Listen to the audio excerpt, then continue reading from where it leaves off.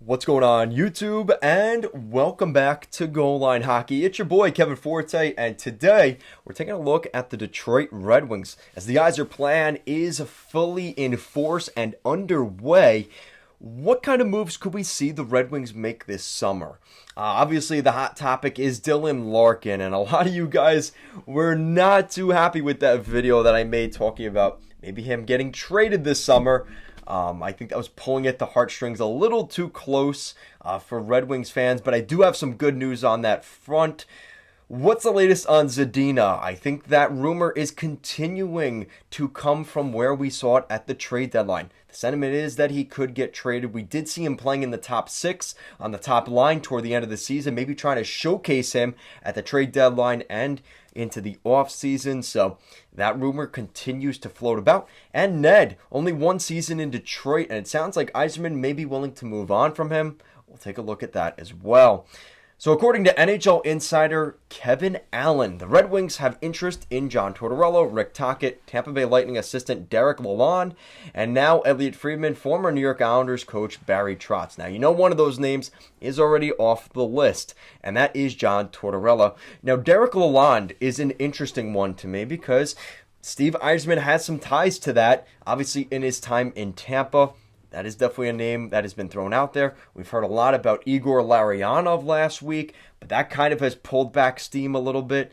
I think they're waiting on Barry Trotz. I really do. I think that Steve Yzerman wants Barry Trotz. I think that is the guy, and I think they're waiting to see what sort of transpires there.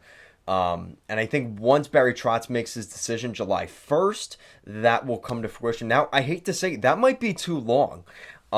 Because I think that Steve Yzerman wants his next head coach by the draft, and he mentioned that at the end of the season, with the Jeff Blashill, the firing of Jeff Blashill and that press conference he had.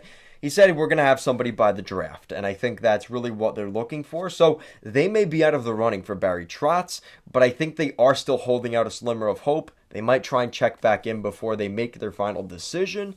But it is leaning toward, I really believe the finalists will be Derek Lalonde in Tampa Bay and Igor Larionov. A lot of you guys think that's a little bit out there, but I do think that is still on the table. So going into the Filip Zadina stuff, according to Frank Saravelli, the Red Wings could end up trading Filip Zadina this offseason. He is a guy that is a former top 10 draft pick of the Detroit Red Wings. And I remember in that draft class, he was supposed to go top 5. And the expectation was he would get taken early. And it didn't end up happening. There was some things he fell in the draft. After the draft, the Red Wings, after they selected him, he said he wants to fill the nets of the teams that didn't select him. I think it was the Sabres, the Canadiens. I'm trying to remember who else was in that spot as well. And he was basically saying he wants to fill up the net against those teams because they didn't select him. Well, he might be going at one of those teams, depending on how things land. So this is, again, continuing that Saravelli report. Some league-wide think there is a change of scenery in order for Filip Zadina. The question is whether GM Steve Yzerman pulls back to see how he might respond with a new coach. And again, I think that's trying to see if there's a fit. Is he a good fit for Barry Trotz? Is he a good fit for Larionov or Lalonde? I think, again, a lot of this comes down to the coaching thing. And I think the Red Wings want to see what they have first in a new head coach before making the decision on Zadina or, quite frankly, anybody on this roster. According to Pierre LeBrun, we also have some reports on Jeff Petrie maybe being a fit for the Red Wings. I've heard this a couple of times. The Detroit Red Wings are also a potential destination for Jeff Petrie. It sounds like the Red Wings and the Dallas Stars are the two teams that have been talked about the most for Jeff Petrie. I've also heard rumors about him maybe going to the Flyers. The Flyers may have had some interest closer to the trade deadline. Chuck Fletcher, I don't know what he's doing. If I'm Steve Yzerman, I'm definitely talking to Chuck Fletcher, maybe trying to see if I could pry somebody out of there.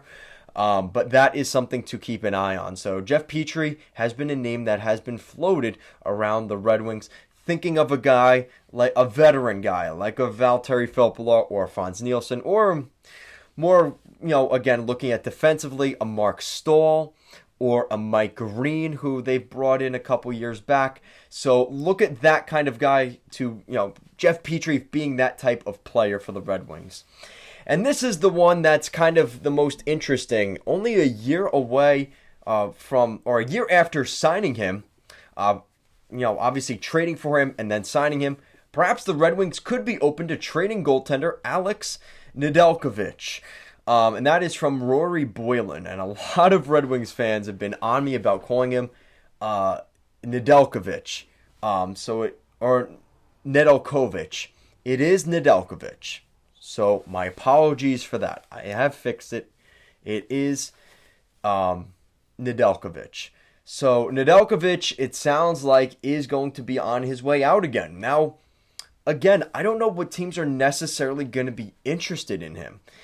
I think it's going to be the team that doesn't get the Jack Campbells and Kempers and Hussos that swings to Detroit and says, hey, Stevie Y, what are you looking for in terms of deal for Ned? Because we kind of need a goaltender. So the Red Wings might be able to get more for him in that regard. So that is something to look at. I'm looking at teams like Philadelphia, Washington, for some reason Colorado, depending on how much cap space they have. That's kind of where I'm going in that regard for Nedeljkovic. So let me know what you guys think of trading Ned just a year from acquiring him. Let me know what you think of that. And obviously the good news to point out at the end of today's video, and this is from Pierre LeBrun. Red Wings GM Steve Yzerman met last week with the new agents for Dylan Larkin. Remember, he got new agents at the end of the season. He has 1 year left on his contract. My sense is discussion was preliminary, but both sides expressed a desire to explore an early extension this summer. So this is great news for the Red Wings. I mean, this is a guy that he just is Mr. Detroit Red Wing, right? When I think of the Red Wings, it is Dylan Larkin. Yes, he's not the flashy superstar talent of a Matthews or Marner or Crosby or McDavid, but he has the fans' appeal to the nth degree. And you consider he played, at the University of Michigan, drafted by the Red Wings. Like, everything fell into place for this guy to just be a Red Wing.